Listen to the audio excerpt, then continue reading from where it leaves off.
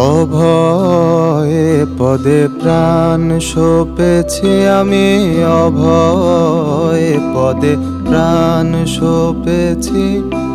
আর কি জমের ভয় করেছি, আর কি জমের ভয় করেছি। অভয়ে পদে প্রাণ সপেছি আমি, অভয় পদে প্রাণ সপেছি। নমস্কার বন্ধুরা, welcome to my channel the creative Sumita. বন্ধুরা জানেন কি, বেলঘরিয়া ঊনবিংশ শতাব্দীতে বাংলার নবজাগরণের অন্যতম কেন্দ্র ছিল। বেলঘরিয়ায় ঐতিহাসিক গুরুত্ব কতটা সেটা আমরা অনেকেই জানি না। বেলঘরিয়ার নামই বা হলো কিভাবে? কতটা প্রাচীন এই জনপদ, কত প্রাচীন ও জাগ্রত মন্দির আছে সেটাও কি আমরা জানি?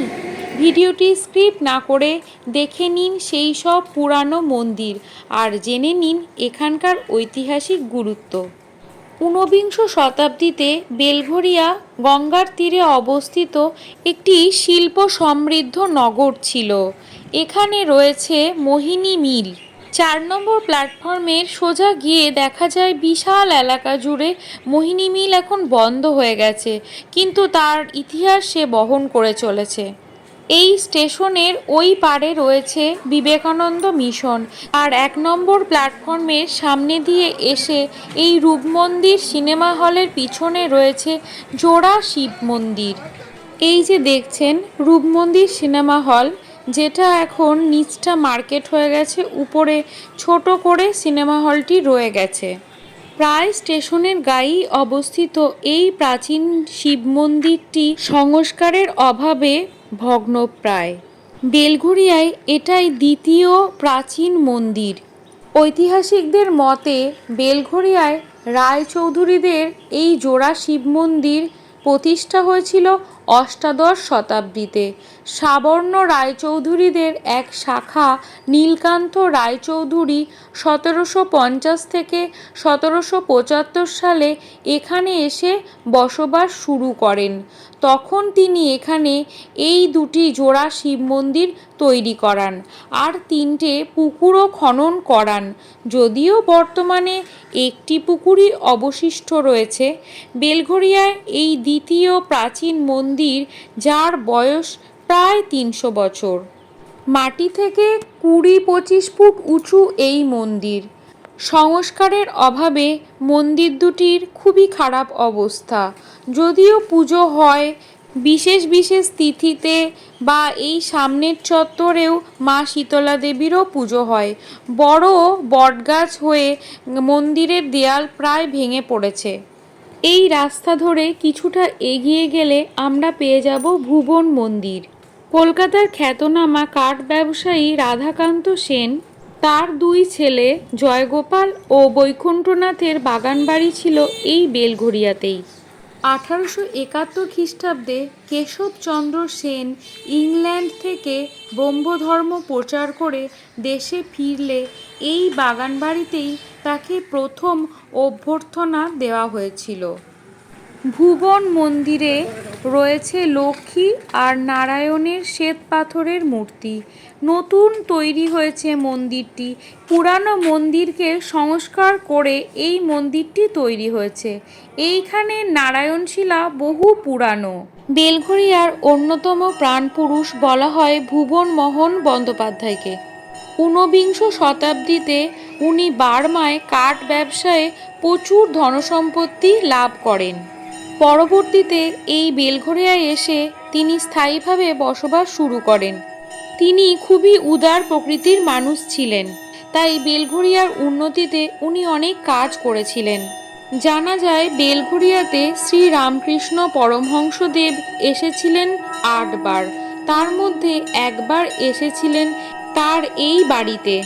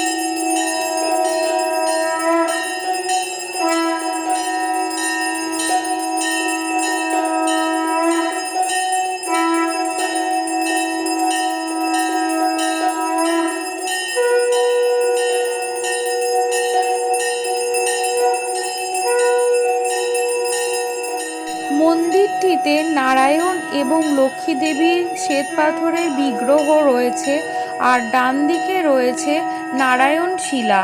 সামনে আছে জগন্নাথ, বলরাম আর সুভদ্রা দেবী। মন্দিরের কারুকার্য দেখুন, এখানে টেরাকোটার কাজের উপরে শঙ্খ, চক্র, গদা, পদ্ম করা হয়েছে। তারই সঙ্গে গরুড় অর্থাৎ বিষ্ণুর বাহনকেও সামনে রাখা হয়েছে। বহু প্রাচীন ও বংশ পরম্পরায় এই নারায়ণ শিলা এখন এই মন্দিরেই পূজিত হয়। এটা হচ্ছে বেলঘরিয়ার ফ্লাইওভারের মোড়, অর্থাৎ ডান দিকে যে ফ্লাইওভারটা চলে গেছে এটা বিরাটির দিকে চলে গেছে। ফ্লাইওভারের নিচ দিয়ে রেল স্টেশন, এই রাস্তাটা দিয়ে সোজা গেলেই স্টেশন পাওয়া যাবে। আর এই যে দেখছেন ফ্লাইওভারে ওঠার রাস্তা, এরই ডান দিকে রয়েছে আরেকটি প্রাচীন শিব মন্দির। এই মন্দিরকে ভেঙে ফ্ল্যাট করার চেষ্টা হয়েছিল, কিন্তু মন্দির ভাঙা যায়নি। জাগ্রত শিব এখানে বিরাজ করেন। মহাদেবের পুজোর বিশেষ বিশেষ দিনে সেই কারণে প্রচুর ভক্ত সমাগম হয়। ছোট মন্দির কিন্তু বহু প্রাচীন। বেলঘরিয়ার ফিডার রোডের ওপরেই এই শিব মন্দিরটি। এখানে যাতায়াত করা লোকজন অর্থাৎ স্থানীয় বাসিন্দা যারা জানেন এই মন্দিরের মাহাত্ম্য, তারা এখানে প্রণাম করে কাজে যান। মহাকাল মন্দিরের পুজো এখন আমরা দেখে নেব। নমো বিষ্ণু, নমো বিষ্ণু, নমো বিষ্ণু, নমো অপবিত্র পবিত্র বা সর্বাবস্থায় গত বিবাহ যৎ শরীর কুণ্ডলীকাক্ষং সবাজ্য অভ্যন্তর সূচি সর্বমঙ্গলে মঙ্গলং বরেণ্যং বরদং শুভং নারায়ণং নমস্কৃত্য। নমো বিষ্ণু, নমো বিষ্ণু, নমো বিষ্ণু, নমো বিষ্ণু, নমো পদ্ম আশ্বিন মাসে কন্যার আশিষ্টে মাস করে শুক্লা পক্ষে এদের নাম করতে বলে বললো। নিজের নাম করতে বলা হয়ে গেছে? চতুর্দশী প্রীত অমুক হয়ে গেল, নাম করতে বলেছ।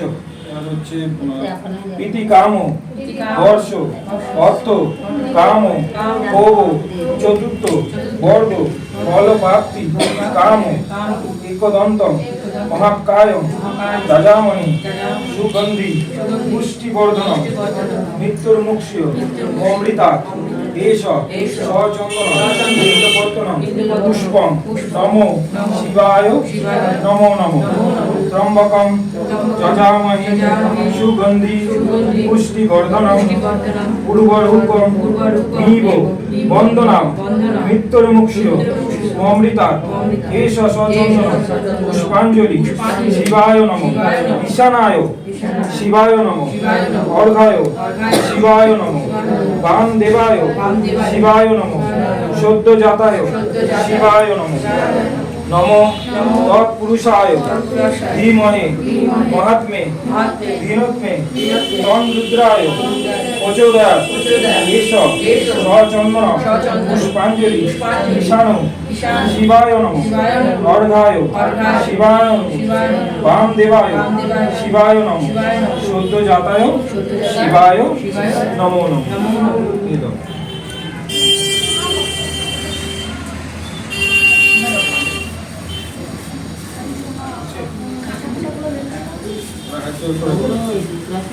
মন্ত্রহীনং ক্রিয়াহীনং ভক্তিহীনং জ্ঞান পূজিতং যৎ পূজিতং ময়া দেব পরিপূর্ণ তস্মৈস্মে গুরবে নমঃ। পাপহং পাপকর্মাহং পাপাত্মা পাপসম্ভব রাহিমা পুণ্ডরীকাক্ষং সর্বপাপ হরহরি মহাদেবং মহাত্মানং মহাযোগী মহেশ্বরং মহাপাপ পরম দেবং সকরায় নমো নমঃ। শিবায় শান্তায় কারণোত্তয় এ তবে নিবেদয়ামি ত্র্যম্বকং তং গতি পরমেশ্বর এত বন্ধং পুষ্পং নমো শ্রীকুশলায় নমঃ। ত্রিশূলায় নমঃ নমো নন্দী নমঃ সর্পায় নমঃ গঙ্গায় নমঃ অষ্টমুদ্রায় নমঃ এষ সচন্দন গৌর্য মূল্য সাথায় নমঃ সর্বমঙ্গলে মঙ্গলম শিবে সর্বত্র ত্রাহিমা দেবী মহালক্ষ্মী নমস্তুতে নমো নারায়ণায় বিদ্মহে বাসুদেবায় নমো নমঃ নমো রাজরাজেশ্বরায় শিবায় নমো নমঃ। নিজেদের মনস্কামনা বলে দাও।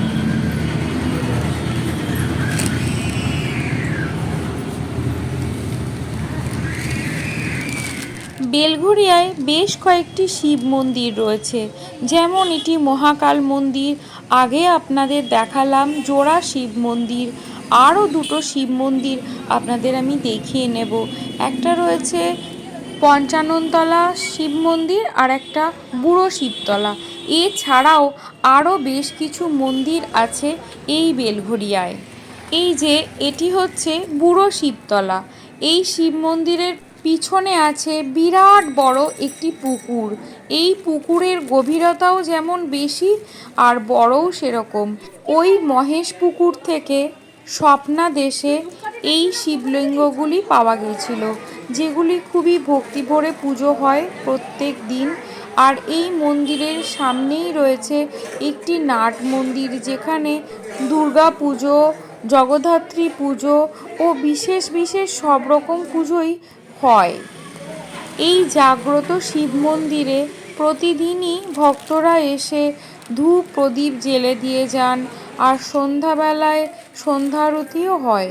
মহাদেবের বিশেষ বিশেষ পুজোর দিনে এখানে প্রচুর ভক্ত সমাগম হয় এবং সকলে খুব ভক্তি ভরে বাবা বুড়ো শিবকে পুজো করেন।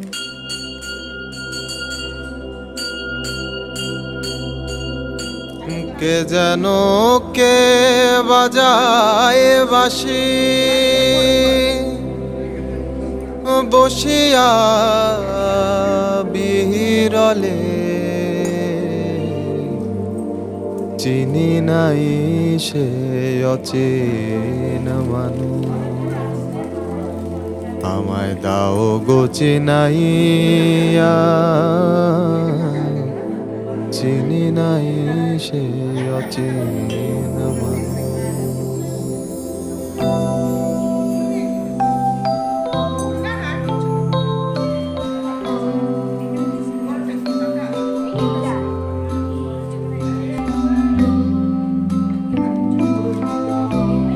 মনি কোঠার অন্তপুরে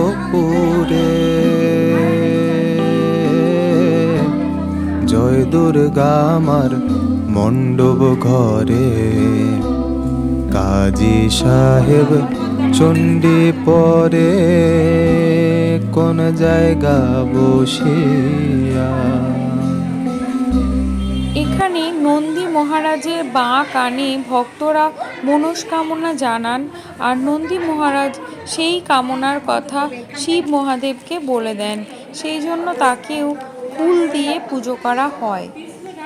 মহাদেবকে যে সমস্ত ফল অর্পণ করেন ভক্তরা, সেই ফলগুলি এখানকার মন্দির কর্তৃপক্ষ নিয়ে ফলের জুস করে সমস্ত ভক্তদের পরিবেশন করেন। তাছাড়া প্রসাদ দেওয়ারও বন্দোবস্ত রয়েছে।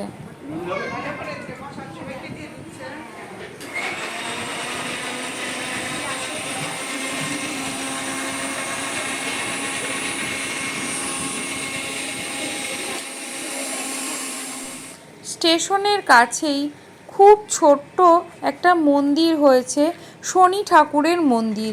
যেটা ছোট ছিল সেটা একটু সংস্কার করে এখন বড় করা হয়েছে। প্রতিদিন এখানেও পুজো হয়, আর শনিবার দিন শনি ঠাকুরের কাছে প্রচুর ভক্ত সমাগম হয়। এরই পাশে মহাদেবকেও রাখা হয়েছে। এখানে মহাদেবেরও পুজো হয়। বহু আগে এখানেই ঘটে পটে পুজো করা হতো শনিদেবকে। আস্তে আস্তে এই মন্দিরটি বেশ জনপ্রিয় হয়ে উঠেছে। নবগ্রহকেও প্রণাম করে একই সাথে মহাদেব এবং মা কালীরও পুজো হয়ে যায়। ফ্লাইওভারের রাস্তার বাঁ দিক দিয়ে কিছুটা গেলে আর যদি সম্ভব হয় 10 টাকার টোটো করেও পৌঁছানো যায় হরিসভা। হরিসভাও বেলঘরিয়ার বহু প্রাচীন মন্দির। দোল পূর্ণিমার সময় এখানে 7 দিন ব্যাপী কীর্তন হয় আর প্রতিদিনই ভাগবত পাঠ হয়। এই মন্দিরে রয়েছে নিতাই এবং গৌর, সঙ্গে প্রভু কৃষ্ণ, রাধা আরও অন্যান্য ঠাকুরও রয়েছেন। এই মন্দিরের বয়সও অনেক।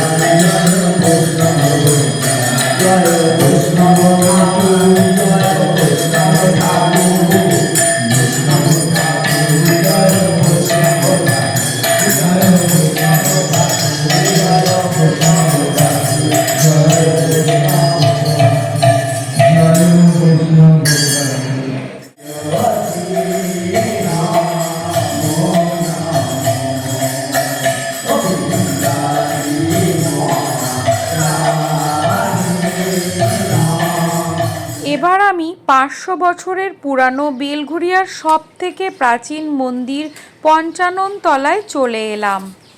এই মন্দিরের ডান দিকেও একটি প্রাচীনতম পুকুর রয়েছে, সেই পুকুরটিও দেবালয়ে উৎসর্গকৃত। এই পঞ্চাননতলায় বিবাহ, অন্নপ্রাশন ইত্যাদিও করে দেওয়া হয়। আগে থেকে যোগাযোগ করলে পুরোহিত মহাশয় সেই ব্যবস্থা করে দেন। এই বট গাছের নিচে রয়েছেন বাবা পঞ্চানন। ভক্তরা মানত করে এখানে ঢিল বেঁধে দিয়ে যায়। 500 বছরের পুরানো এই মন্দিরটি সব থেকে প্রাচীন। বেলঘরিয়ার বাবা ঠাকুর হলেন পঞ্চাননতলার এই শিব বাবা পঞ্চানন। এই মন্দিরের খ্যাতি ছড়িয়ে পড়েছিল দূর দূরান্তে। বিভিন্ন জায়গা থেকে অনেক মানুষ আসেন এখানে পুজো দিতে। শোনা যায় উড়িষ্যার কেওনঝড়ের রাজা ও নাটোরের রাজাও এখানে মানত করেছিলেন। পঞ্চাননতলার এই শিব মন্দিরেই রয়েছেন মা কালী। যে মা কালীটি আপনারা দেখছেন এটা মাটির তৈরি, কিন্তু দেখে মনে হয় পাথরের।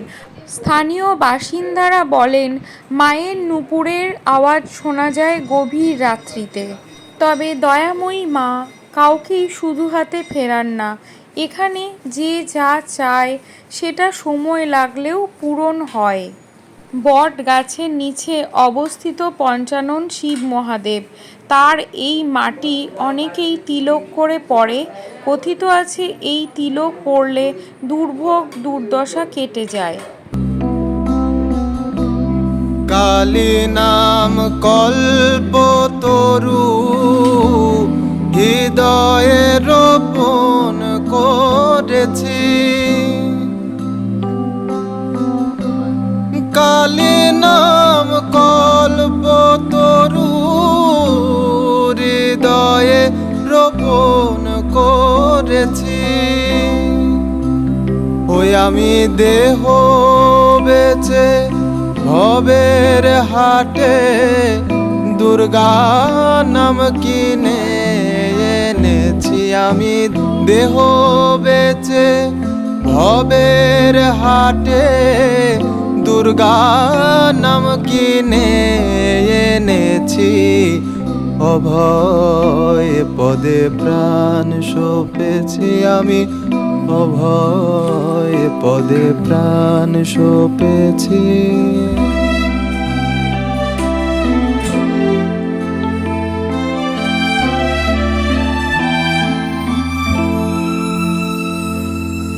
কথিত আছে ইংরেজ আমলেও এই মন্দিরকে অনেক ক্ষতি করার চেষ্টা করা হয়েছিল, কিন্তু জাগ্রত বাবা পঞ্চানন ও মা কালীর মহিমায় এইখানে কিচ্ছু করা যায়নি। এসব সচন্দন পুষ্প বিল্লপত্রাঞ্জলি শ্রী শ্রী পঞ্চানন শিবায় নম নমঃ শিবায় নম। এসব সচন্দন পুষ্প বিল্লপত্রাঞ্জলি শ্রী শ্রী পঞ্চানন শিবায় নম নমঃ শিবায় নম। এসব সচন্দন পুষ্প বিল্লপত্রাঞ্জলি শ্রী শ্রী পঞ্চানন শিবায় নম। কুন্ডিয়ে দিই।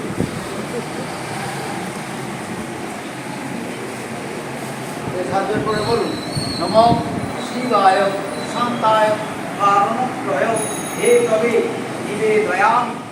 স্টেশনের কাছেই রয়েছে স্বামী বিজ্ঞানানন্দ স্মৃতি মন্দির, যেখানে শ্রীরামকৃষ্ণ, সারদা মা ও বিবেকানন্দের প্রতীকী ফটোকে ভক্তি ভরে পুজো করা হয়।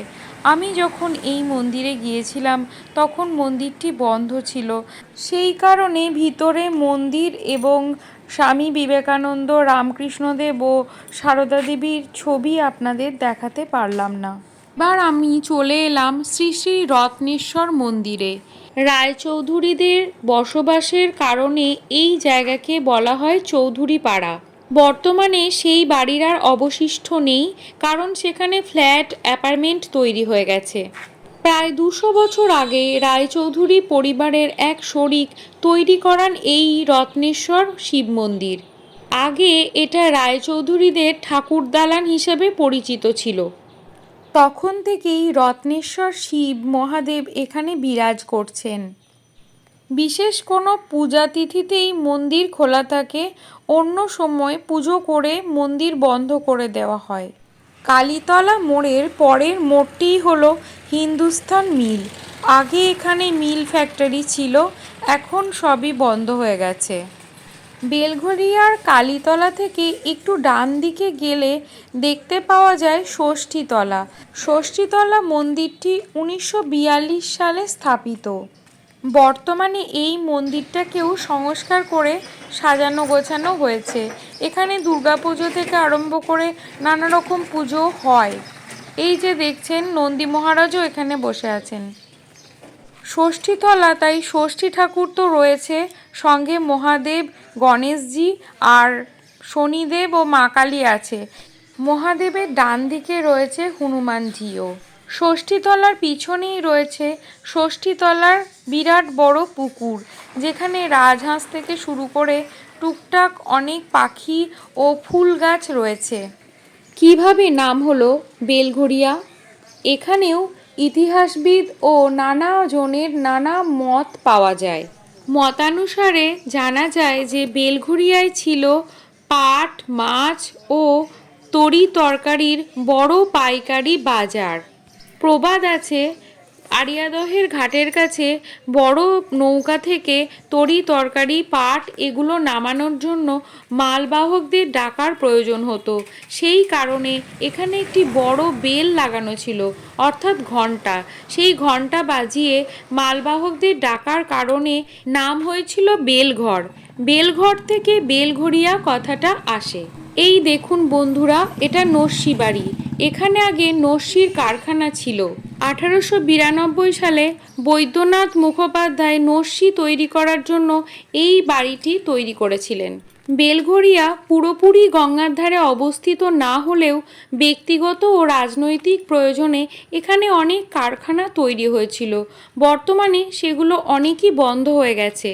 1933 খ্রিস্টাব্দে বিড়লাদের উদ্যোগে রেলওয়ের জিনিসপত্র বানানোর কারণে তৈরি হয়েছিল টেক্সমেকো কারখানা, যেটা বর্তমানে এখনও চলছে। অন্য একটি মতে সিরাজদৌল্লা যখন 1756 সালে কলকাতা আক্রমণ করতে আসেন, ইংরেজরা এই অঞ্চলে একটি বেল বা ঘণ্টা লাগিয়েছিলেন তৎকালীন সাইরেন হিসাবে ব্যবহারের জন্য। তা থেকেই এর নাম বেলঘরিয়া এসেছে। আরেকটি মতে এখানে ছিল প্রচুর বেল গাছ। বেলগড়িয়া থেকে বেলঘরিয়া শব্দটির সৃষ্টি। আবার কেউ কেউ বলেছেন বেল কেটে গর্তে ফেলা হতো, সেই গর্তগুলোকে গোড়ে বলা হতো। সেই থেকে গোটা এলাকার নাম হয় বেলগোড়ে। লোকের মুখে বেলগোড়ে বেলঘরিয়ায় পরিণত হয়েছে। আরেকটি মত থেকে জানা যায় এই এলাকায় প্রচুর বেল গাছ ছিল, আর সেই বেলগুলো আকারে ছিল বেশ বড়। সেই কারণেই এই এলাকার নাম হয় বেলঘর। তাছাড়া অনেকের মতে ঘণ্টার ইংরাজি শব্দ বেল, সেই বেল থেকেই এই এলাকার নাম হয় বেলঘরিয়া, কারণ ইংরেজদের সময় এখানে বিরাট বড় একটি বেল লাগানো থাকতো শত্রু আসার সংকেত দেওয়ার জন্য। বাঁদিকের এই যে পুকুরটি দেখছেন, এটার নাম পদ্মপুকুর। পদ্মপুকুরের সামনেই রয়েছে মা মঙ্গলচণ্ডীর মন্দির। এখানে গাছের নিচে পূজিত হতেন মা মঙ্গলচণ্ডীর ঘট, কিন্তু যখন এই ঘট সরিয়ে ফ্ল্যাট তোলার চেষ্টা করা হয় তখন মা স্বপ্ন দেন যে আমাকে সরানো যাবে না। তখন ফ্ল্যাটের মালিক ও প্রমোটাররা মা মঙ্গলচণ্ডীর ছোট একটি মন্দির তৈরি করে দেন। মা ভীষণই জাগ্রত, মায়ের সাথে অন্যান্য ঠাকুরও এখানে পূজিত হন। তাহলে বন্ধুরা, আজকে আমরা জেনে নিলাম বেলঘরিয়ার ঐতিহাসিক গুরুত্ব, তারই সঙ্গে এই এলাকার নাম কেন বেলঘরিয়া হয়েছে সেটাও জেনে নিলাম। আর এখানকার প্রাচীন ও জাগ্রত মন্দিরগুলোও আমরা দেখে নিলাম। কেমন লাগলো আপনাদের আজকের এই ভিডিও অবশ্যই কমেন্ট করে জানাবেন। আর ভালো লাগলে আমার চ্যানেলটিকে সাবস্ক্রাইব করে পাশে থাকবেন। পাশে রাখা বেল আইকনটি অবশ্যই প্রেস করে দেবেন, যাতে আমার নতুন ভিডিওর নোটিফিকেশন আপনাদের কাছে পৌঁছে যায়। ভিডিওটি ভালো লাগলে লাইক এবং শেয়ার করার অনুরোধ রইল। সকল বন্ধুদের অনেক অনেক ধন্যবাদ ভিডিওটি শেষ পর্যন্ত দেখার জন্য।